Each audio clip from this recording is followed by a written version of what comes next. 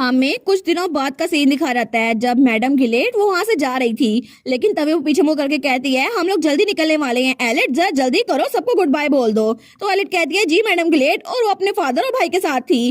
तो उसका फादर कहता है ठीक है अब आराम से जाना, अगर तुम्हें कुछ भी पूछना हो ना मैडम गिलेट से पूछ लेना, और कभी भी किसी स्ट्रेंजर के पास नहीं जाना, जो कुछ तुम खाओ ना उसके केयरफुल रहना। तो तब वो कहती है ठीक है डैड प्रिंस मैं जा रही हूँ, और कम ऑन मैं कोई बच्ची नहीं हूँ। तो उसका फादर कहता है लेकिन तुम तो एक बच्ची हो ना। वो कहती है हाँ ये बात तो सच है। लेकिन तभी वहाँ बिया आती है, वो कहती है एली, वो कहती है बिया तुम आ गई। तो बिया कहती है मुझे माफ करना, मैं तुम्हारे साथ इस बार नहीं जा सकती। वो कहती है कोई बात नहीं, वैसे भी तुम्हें सक्सेसर बनने की क्लासेस लेनी है ना। तो बिया उसके कान में कहती है इसी वजह से मैं तुमसे पूछ रही हूँ क्या सब कुछ ठीक है। मैंने नोटिस किया था कि कल तुमने कुछ ज्यादा चीजें पैक कर ली हैं, और वेटिकन के लिए तो ये कुछ ज्यादा ही है। और तब उसने कहा था क्या तुम ये सब कुछ लेके जा रही हो, और वहां पे तो बहुत ज्यादा जड़ी बूटी और बहुत कुछ था। लेकिन हमारी हिरोइन वो कहती है हाँ बिल्कुल कुछ भी नहीं है, मैं तो बस ट्रिप के लिए कुछ ज्यादा एक्साइटेड हो गई थी। लेकिन वो सोचती है टू बी ऑनेस्ट बिया बिल्कुल सही फिक्रमंद हो रही है। हालांकि मुझे नहीं पता कि काउंट के कैसल में डिफिकल्टी कितनी है, लेकिन जैसे मैं इस जगह से बाहर निकली ना, ये नावल ये एस क्लास का है, और क्या पता इस गेट के बाहर क्या चीज मेरा इंतजार करी हो। लेकिन उसके लिए मुझे वेल प्रिपेयर रहना होगा, क्योंकि मैं वहां पर मेड लीड से भी मिलने वाली हूँ। तो तब बिया कहती है अच्छा अगर तुम ये कह रही हो तो वहां पे एक मेड एक चीज लेकर आई थी।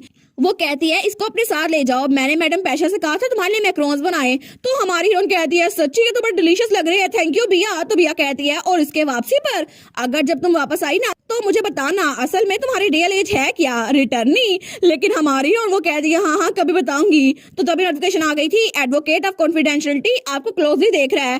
तो तभी वहां पे कुछ वन कहता है हमारे जाने का वक्त हो गया है। तो तभी मैडम कहती है हम लोग टेलीपोर्टेशन स्टोन यूज करने वाले हैं, मेरे करीब रहना।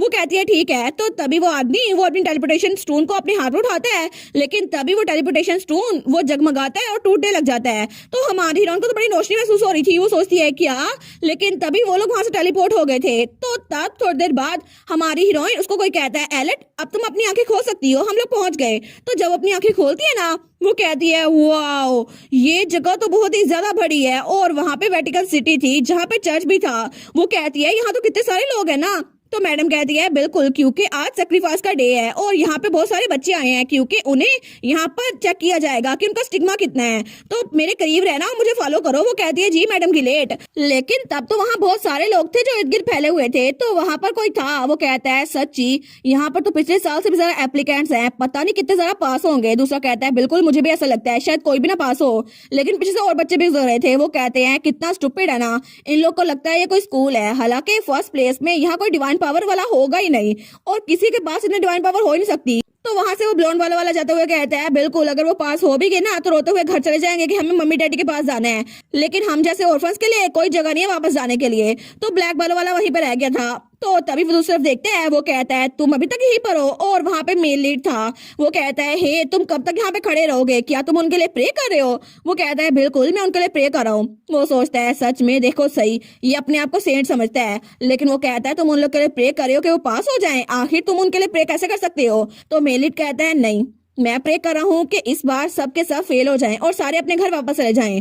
तो ब्लैक बॉल वाला कहता है क्या, लेकिन तभी मेल लीड उसको तो बहुत तकलीफ होती है, और उसके हाथ में जो निशान था ना वहाँ दर्द हो रहा था, और तभी उसके सामने बहुत सारी नोटिफिकेशन आ गई थी, ह्यूमैनिटी, काइंडनेस, चैरिटी, टेम्परेंस। लेकिन तभी वहाँ कुछ चेंज होता है और वहाँ पे प्राइड और एनवी आ गया था। तो तब वो सोचता है बिल्कुल अब ये फिर से चेंज हो गया। लेकिन तब वो ब्लैक बॉल वाला कहता है तुम किस चीज को घूर रहे हो सामने। वो कहता है नहीं कोई चीज नहीं है। तो ब्लैक बॉल वाला कहता है ठीक है टाइम वेस्ट करना बंद करो चल चलते हैं। वो कहता है ठीक है। लेकिन दूसरी तरफ हमारी हीरोइन मैडम गिलेट के साथ आई थी, और वो लोग वहाँ खाने वाले टेबल पे आए थे। लेकिन मैडम कहती है ये डाइनिंग हॉल है, यहाँ पर वेटिकन की मील्स बहुत ज्यादा मोडेस्ट है, और बच्चों का स्टिग्मा इसी से इम्प्रूव होता है। लेकिन वो बच्चे तो बिल्कुल सादा सा खाना खा रहे थे। वो सोचती है इसको मोडेस्टी नहीं इसको पॉवर्टी कहते हैं, गरीब हो तुम लोग। लेकिन पीछे से कोई आता है, वो कहता है योर होलीनेस अभी आपको वहां जाना होगा, सब लोग आपका इंतजार कर रहे हैं। तो मैडम ग्लेड कहती है लेकिन मुझे इस बच्ची को ये शहर दिखाना है। तो हमारा कहती है नहीं मैं ठीक रहूंगी मैडम ग्लेड, आप फिक्र ना करें। वो कहती है अच्छा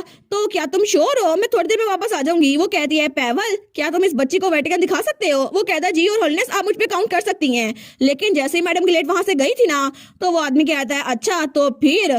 तो वो जल्दी से वहां से भागते हुए कहता है सारा का सारा काम तुम खुद कर लो, बच्चे वहां पर उनके साथ मिल जाओ, गुड बाय। वो सोचती है देखो सही मुझे पता ये बेबी सिटिंग नहीं करना चाहता, लेकिन ये तो कितनी जल्दी भाग गया ना। चलो अच्छा हुआ, मुझे भी तो कुछ काम करने हैं ना। और तब वो बाहर आ गई थी। वो सोचती है मैं सिर्फ वेटिकन में मेल लीड से मिलने के लिए नहीं आई थी, यहाँ पर कुछ हब्स भी हैं जिनको मुझे कलेक्ट करना था। और तभी उसको वो हब्स मिल भी गई थी।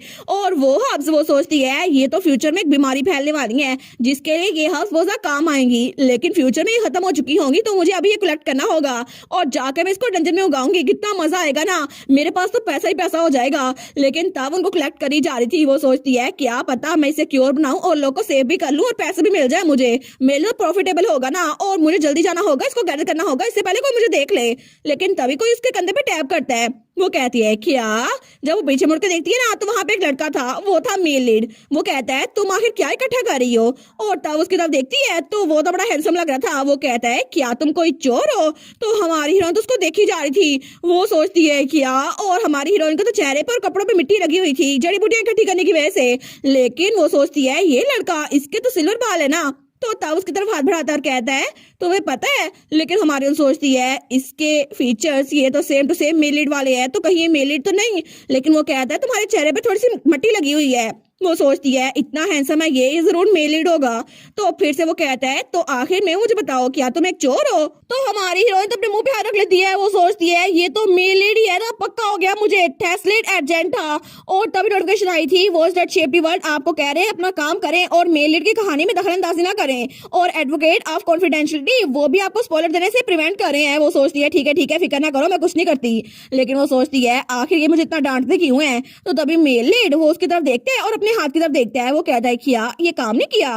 वो कहता है ओवर रिएक्ट ना करो, क्योंकि काइंड होना मेरा काम है। वो कहती है हाँ ठीक है। वो सोचती है मैं इस बात से अवेयर तो हूँ, लेकिन ये सारे के सारे काम ये तो मेल लीड के ऊपर ठोंस दिए गए हैं, क्योंकि अगर वो काइंड ना हुआ तो उसको सजा मिलेगी, और इसकी वजह से इसकी बॉडी में ये सारी की सारी चीजें असरअंदाज होती है। अगर ये किसी की हेल्प करेगा तो इसके पॉइंट्स बढ़ेंगे, और अगर ये किसी के साथ बुरा करेगा तो इसके पॉइंट्स गिर जाएंगे। और इसीलिए मुझे लगता है कि ये पहले अच्छा था, लेकिन अभी इतना ग्लूमी क्यों हो गया है?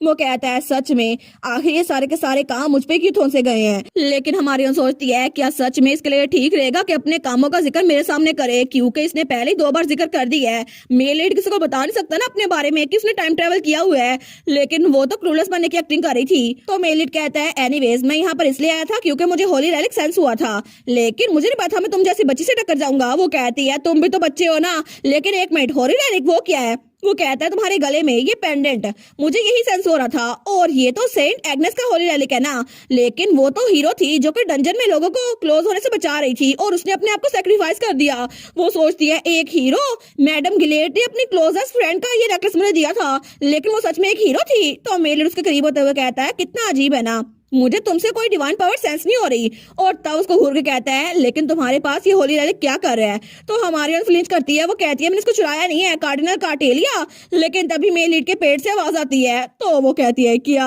वो कहती है तुम्हें भूख तो नहीं लगी? वो कहता है नहीं मुझे भूख नहीं लगी, और बेचारा शर्मिंदा हो रहा था। वो कहता है मैं डाइनिंग हॉल की तरफ जा रहा था। तो तभी दूसरी तरफ उसके दोस्त वो जाते हुए कहते हैं टेस्लेट कहाँ पर गया? वो तो खाना खाने आने वाला था ना। तो हमारी कहती है तो फिक्र ना करो, इसमें शर्मिंदगी की कोई बात नहीं है। वैसे भी वो सोचती है कितना अडोरेबल है ना। और वो कहती है लंच का टाइम तो हो गया है ना, तुम्हें जरूर भूख लगी होगी। वो सोचता है देखो सही ऐसे एक्सप्रेशन से मेरा मजाक उड़ा रही है। लेकिन तब उसको मैक्रोन देते हुए कहती है ये भी फूड है, इसको खा लो, वहाँ की फूड वैसे भी अच्छी नहीं है। वो कहता है नहीं थैंक यू, मैं वहां जाके खा लूंगा। वो कहती है लेकिन ये तो कितना यमी है ना। वो कहता है नहीं मैं अपने दोस्तों के पास जा रहा हूँ। तो हमारे कहती है क्या दोस्त?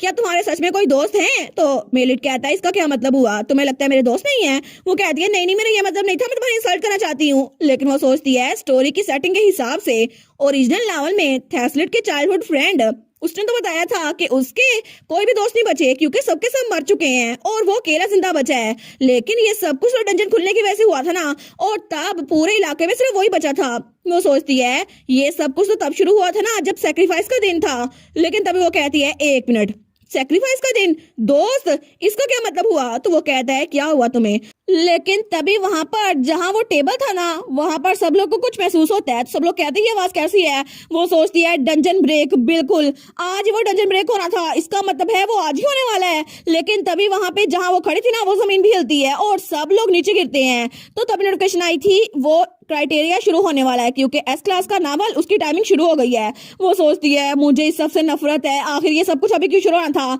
लेकिन मेल लीड उसको बचा लेता है। वो कहता है प्लीज इधर हो जाओ, और तब उसको गिरने से बचाता है। है। वो कहता है मेरे पास रहना अगर तुम्हें चोट नहीं लगवानी तो। लेकिन तभी दूसरी तरफ वहां पे डंजन ब्रेक हुआ था और सब बच्चे वहां से टेलीपोर्ट होकर किसी दूसरी दुनिया में जा रहे थे।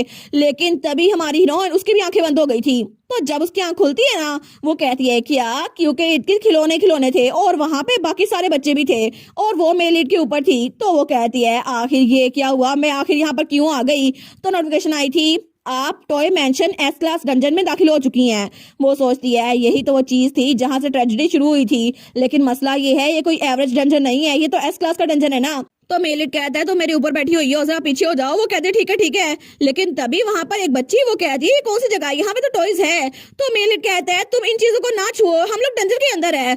लेकिन तभी वहां पर किसी की बहुत भारी आवाज आती है, बिल्कुल ये डंजनिंग है और तुम लोग ओशे मेंशन में हो और आज तो बड़ा मजा आएगा क्योंकि बहुत सारी चीजें होने वाली हैं। और तभी वहां पर कोई रेड से सर्कल अपीयर होता है। वो कहता है welcome young and innocent souls, मुझे अपने आप को इंट्रोड्यूस करवाने दो। और वहां से एक आदमी निकलता है जो कि मॉन्स्टर ही लग रहा था। वो कहता है मेरा नाम है रोड्रिगो, मैं काउंट रोशे का बटलर हूँ। तो हमारे सोचती है क्या, लेकिन तब वो कहता है चलो हम लोग मिलकर इकट्ठे मजे करते हैं क्योंकि हम लोग तो यहाँ खेलने के लिए आए हैं ना। तो तब वो घोस्ट बटलर वो उनकी तरफ आ रहा था और बड़ा डरावना लग रहा था, लेकिन बच्चे उसको देखकर डर रहे थे।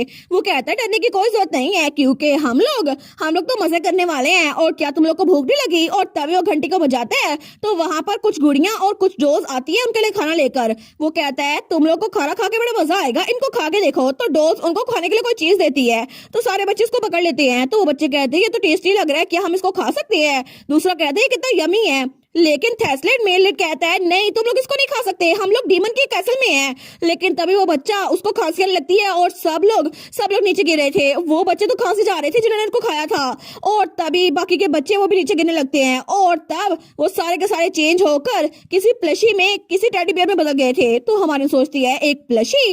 तो नोटिफिकेशन आई थी बिल्कुल क्योंकि ये मेटामॉर्फोसिस हो गई है, ब्लैक मैजिक की वजह से ये लोग एक टेडी बियर में बदल गए हैं। लेकिन अब ये सारे के सारे उस डीमन के काम आएंगे। तो वो सोचती है इसका मतलब है यहाँ बाकी के सारे खिलौने और सारी डोज ये भी पहले इंसान हुआ करते थे। लेकिन तब बच्चे वहां से भागते हैं। वो कहते हैं कि कोई दरवाजा खोलो, ये ओपन क्यों नहीं हो रहा। तो बटलर कहता है क्या हो गया, तुम लोग भाग क्यों रहे हो, वैसे भी तुम लोग को यहाँ से निकलना ही होगा, मैं तुम्हें बताता हूँ कैसे निकलना है। तो तभी वो मैजिक सर्कल बनाता है तो वहां से बहुत खतरनाक से मॉन्स्टर निकलते हैं। वो कहता है सब लोग इस मैंशन में जिंदा रहने की कोशिश करो और मैं काइंड हूँगा, लेकिन आखिर में सिर्फ एक ही सर्वाइवर बचेगा। तो तभी नोटिफिकेशन आई थी आपके पास एक नई क्वेस्ट है। वो सोचती है मुझे याद आया। तो नोटिफिकेशन थी काउंट ओशे मर्सी, डिफिकल्टी एस, और ग्रेटफुल रहिएगा क्योंकि हम आपको ऑफर कर रहे हैं और यहाँ पे सिर्फ एक इंसान जिंदा रह सकता है, आपको बॉस को हराए बगैर यहाँ से भागना होगा। वो सोचती है कहानी में तो ऐसा ही हुआ था ना कि सिर्फ एक इंसान सबको मार के ये सबसे जिंदा रहकर बाहर निकल पाया था और वो एक इंसान मेल लीड था जो कि एस क्लास डंजन में आया था। लेकिन तभी उसको कोई धक्का देता है और वो नीचे गिर जाती है। तो वो बच्चा उसके सामने था। वो कहता है मुझसे दूर हो जाओ। लेकिन तभी वो जोकर उसके पास आता है और उसको मारता है। तो वो बच्चा वो भी बिल्कुल एक प्लशी बन गया था। तो हमारी सोचती है क्या।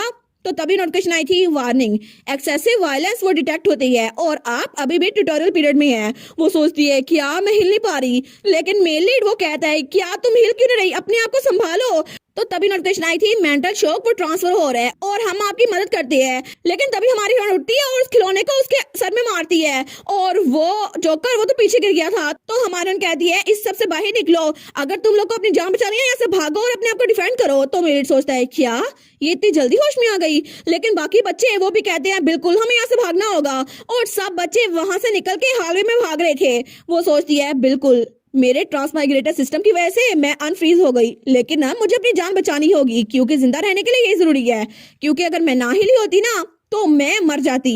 लेकिन अभी के लिए मुझे सिचुएशन को सेटल करना होगा। तो तब वो कहती है थेस्लेट तुम्हारे पीछे, और एक जोकर उस पर हमला करता है। तो तभी थेस्लेट वो कोई चीज उठाता है और उस जोकर को हरा देता है। लेकिन तभी वो कहता है कंटेमिनेशन और तभी वो जोकर बिल्कुल गायब हो गया था। तो एली कहती है ओहो मुझे लगा था कि हम लोग मरने वाले हैं। तो तब थेस्लेट कहता है तुम्हें मेरा नाम कैसे पता।